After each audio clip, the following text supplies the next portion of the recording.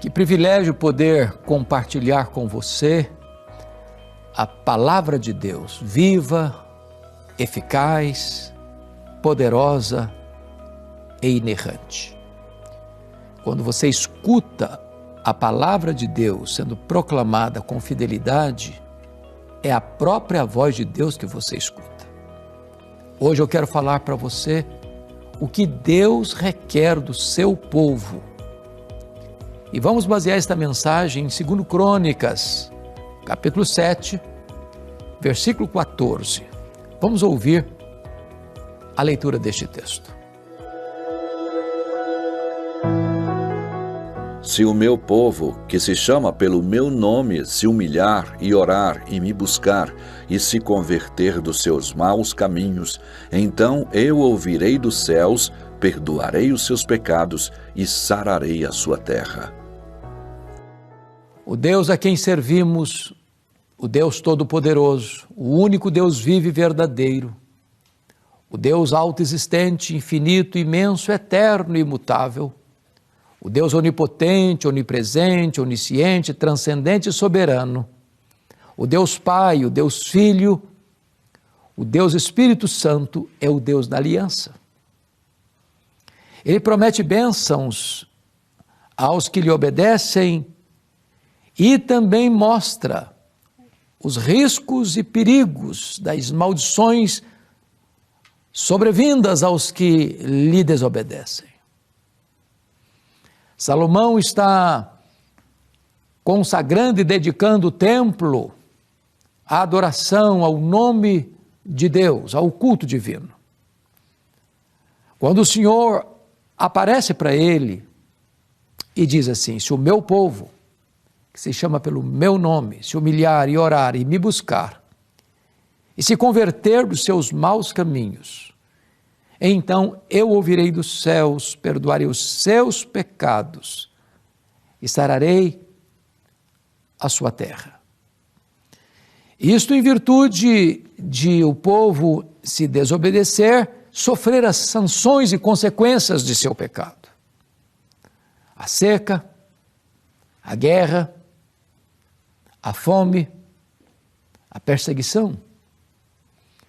Muito das crises que o mundo enfrenta tem a ver com o abandono da genuína fé, da verdade, da palavra de Deus. E então Deus está trazendo uma palavra de esperança para o seu povo. Que se houver uma volta para Deus, Deus é poderoso, não só para restaurar o seu povo, mas para abençoar a nação através do seu povo. Quais são aqui as exigências que Deus faz ao seu povo? O que Deus requer do seu povo? Veja você, se o meu povo, não é aqueles que não creem em Deus, os pagãos, os ateus, os agnósticos, os místicos, é se o meu povo, que se chama pelo meu nome, primeiro, se humilhar. A Bíblia diz que Deus resiste o soberbo. Onde há altivez de espírito, onde há arrogância e orgulho, Deus se põe contra, Deus declara guerra contra os soberbos, mas dá graça aos humildes.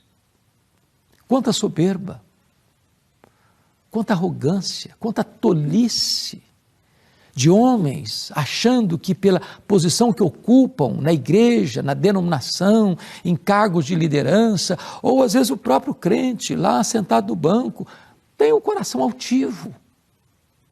O trator de Deus precisa passar em cima desses outeiros e montes. Senão, o caminho para a manifestação de Deus é bloqueado.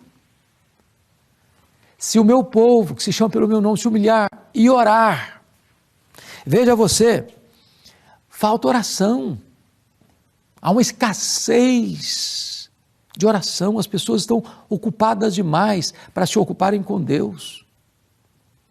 Elas estão muito acostumadas ao sabor do pão da terra para sentirem apetite pelo pão do céu.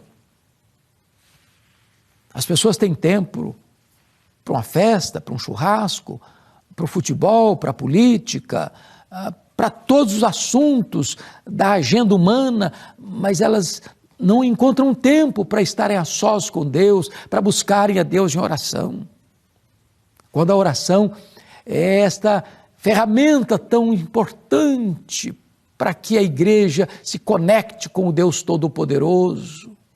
A oração, ela junta, une a fraqueza humana à onipotência divina e conecta o altar da terra com o trono do céu. A oração aciona o braço do Deus Todo-Poderoso. Não é a oração que é poderosa. A oração é para gente fraca, como você e eu. Mas a oração aciona o braço do Onipotente. É por isso que aqui precisa orar. Se o meu povo, que se chama pelo meu nome, se humilhar e orar e me buscar.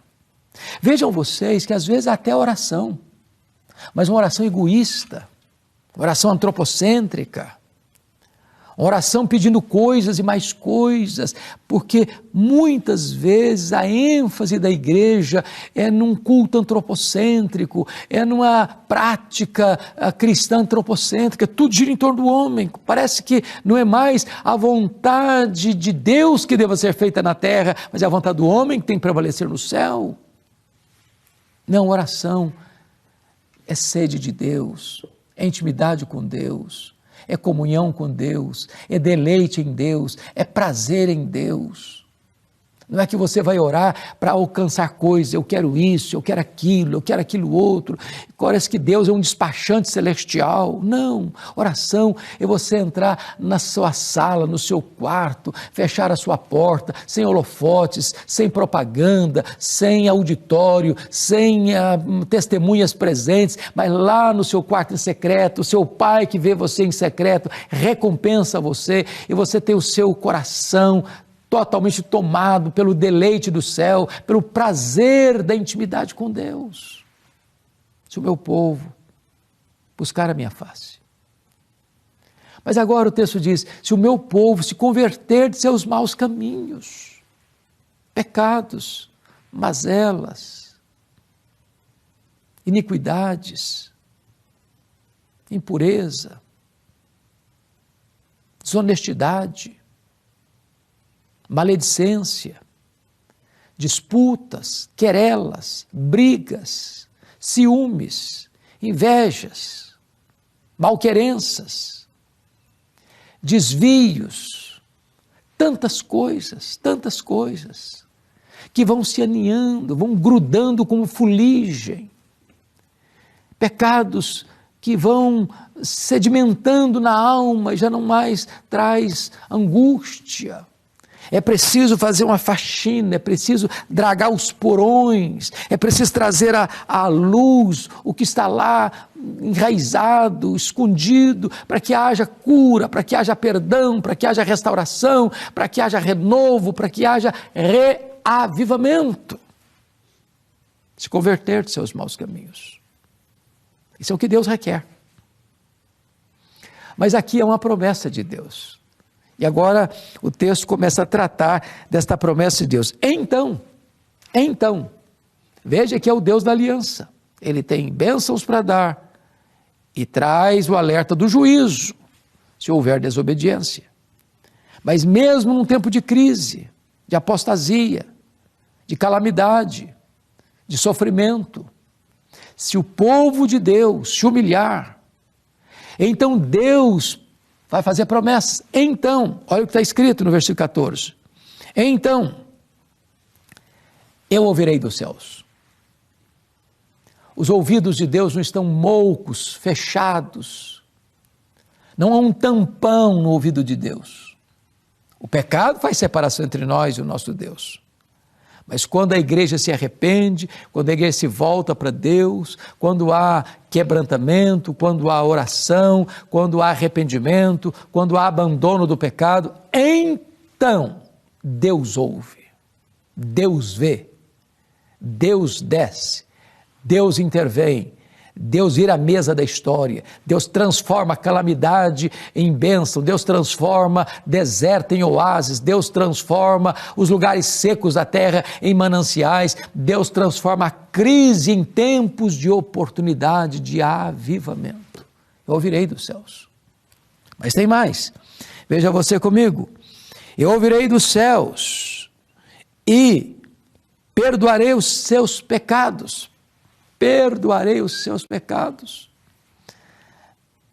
Nenhum homem pode perdoar pecados, nem os patriarcas, nem os profetas, nem os apóstolos, nem os pais da igreja, nem os reformadores, nem os avivalistas, nem Paulo, nem Pedro, nem Maria, nem o Papa, nem o sacerdote, nem o pastor, nem o missionário, nem a igreja.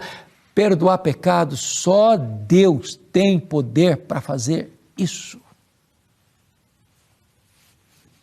Não há divã de psicanalista que pode aliviar sua consciência atormentada pelo pecado. Não há calmante que possa acalmar as tempestades da sua alma, a não ser o perdão divino. E Deus perdoa pecados. E Deus é misericordioso e tem prazer na misericórdia e é rico em perdoar. Se você se arrepender, se você confessar o seu pecado, Deus perdoa você. Deus quebra essas algemas, Deus arranca essa fuligem, Deus lava você com o sangue do Cordeiro, Deus torna você mais alvo do que a neve, mais branco do que a lã. Deus perdoa pecados. Mas finalmente, o texto diz no versículo 14 assim: e sararei a sua terra. A terra está enferma, a terra está doente. Você olha para o Brasil, você vê exatamente isso. Doença nos relacionamentos, nas disputas. Você vê pessoas lutando contra outras pessoas, famílias contra famílias, marido contra esposa, esposa contra o marido, pais contra filhos, filhos contra os pais, vizinho contra vizinho, patrão contra empregado, empregado contra patrão. E nós estamos vendo esse clima de hostilidade, de malquerença. Isso vai adoecendo, vai enfermizando as pessoas, vai trazendo consequências danosas. Mas quando o povo de Deus se volta para Deus, Deus está prometendo sarar a sua terra, sarar a sua igreja, e através da sua igreja ir curando, abençoando a sociedade, porque a igreja é o sal da terra, é a luz do mundo. Eu quero orar com você. Quem sabe o seu coração está apático, talvez frio, talvez gelado. Talvez você se acostumou com o sagrado e isso não mexe mais com você. Talvez tem muito tempo que você não sabe o que é ter prazer em Deus, prazer na leitura da Bíblia, prazer na oração. Quem sabe você está até desviado da igreja, precisa voltar. Ou quem sabe você está indo à igreja, mas apenas por um mero costume, por um mero hábito, isso não mexe mais com você. Hoje Deus pode aquecer o seu coração, inflamar a sua alma, trazer você de volta ao primeiro amor, levar você às fontes da vida, para que você recobre, readquira esse deleite do primeiro amor, esta vida plena, superlativa, maiúscula, abundante, a própria vida eterna. Eu vou orar com você. Onde você está, ore comigo, por favor. Deus querido, eu quero te dar graças pela tua palavra, pelas exigências que ela requer do nosso coração e pelas promessas benditas que tu nos ofereces por meio da tua palavra. Eu te peço que tu apliques esta palavra ao coração de todos quantos nos assistem. Em nome de Jesus. Amém.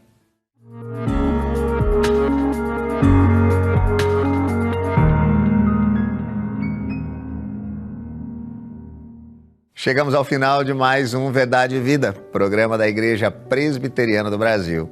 E se você foi, assim como eu, ricamente abençoado por este programa, pelo bate-papo, também por essa mensagem especial pregada à mente e ao coração, e você quer compartilhar com pessoas próximas a você, seus amigos, vizinhos e parentes, é muito fácil de fazer isso. Basta você entrar em contato conosco. Você manda uma mensagem via WhatsApp, aqui, programa Verdade e Vida. O telefone é o que está aparecendo aqui embaixo, o código de área 11 947 18 94 50. E você vai digitar só a palavra vida. Sabe o que vai acontecer?